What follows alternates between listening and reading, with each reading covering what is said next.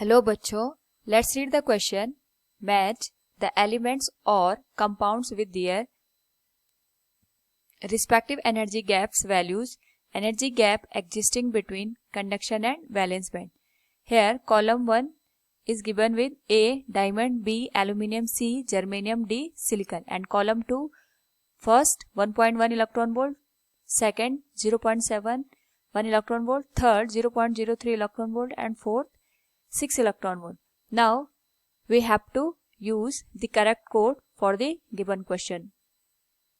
First of all यहाँ पे हम बात करेंगे की कॉन्सेप्ट की, which is the energy band theory for different element और कंपाउंड.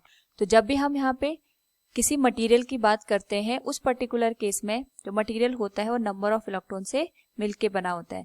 तो जब यहाँ पे नंबर ऑफ इलेक्ट्रॉन्स एक दूसरे के यहाँ पे कांटेक्ट में आते हैं, उस पर्टिकुलर केस में जो इलेक्ट्रॉन्स की एनर्जी होती है वो चेंज हो जाती है और इसी बेसिस पे यहाँ पे एनर्जी बैंड काम करता है. तो अगर हम बात करें यहाँ पे type of material on the basis of energy band theory, तो एक आता है हमारे पास कंडक्टर, दूसरा आता है हमारे पास सेमीकंडक्टर, और तीसरा हम यहाँ पे यूज करते हैं इंसुलेटर.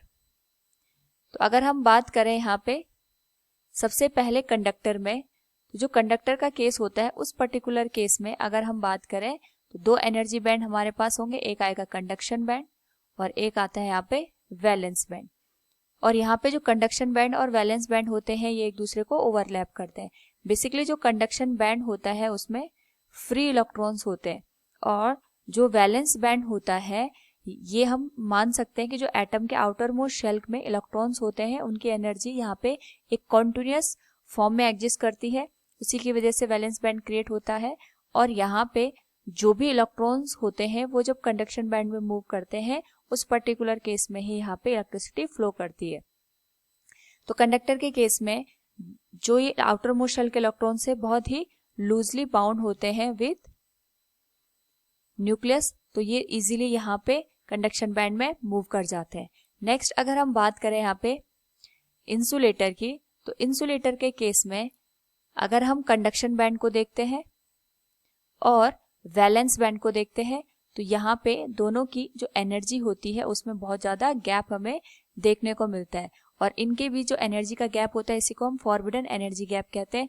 इसका मतलब ये हो गया कि अगर हमें वैलेंस बैंड से इलेक्ट्रॉन को कंडक्शन बैंड में देना है, उस पर्टिकुलर केस में हमें यहाँ पे जो एनर्जी की रिक्वायरमेंट होगी वो बहुत ज्यादा होगी. सिमिलरली अगर हम बात करें यहाँ पे सेमीकंडक्टर की, तो जो सेमीकंडक्टर की कंडक्टिविटी होती है that lies between conductor and insulator. इस केस में भी हमारे पास कंडक्शन बैंड आएगा, वैलेंस बैंड आएगा, और दोनों की एनर्जी में यहाँ पे गैप आता है जिसको हम कहते हैं एनर्जी गैप.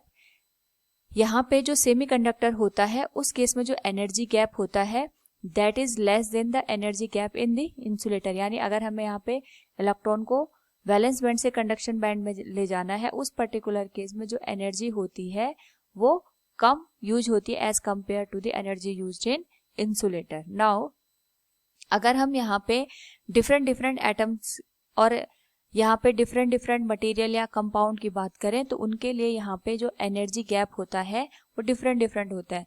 यहाँ पे जो हमें वैल्यू गिवन है सबसे पहले हम उनकी बात करेंगे.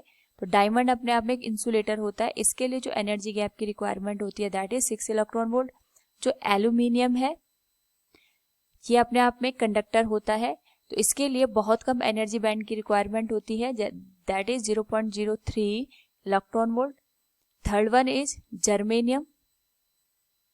तो जो जर्मेनियम है, जर्मेनियम के केस में ये अपने आप में एक सेमीकंडक्टर बनता है और हमें यहाँ पे एनर्जी गैप की रिक्वायरमेंट होती है 0.71 इलेक्ट्रॉन वोल्ट.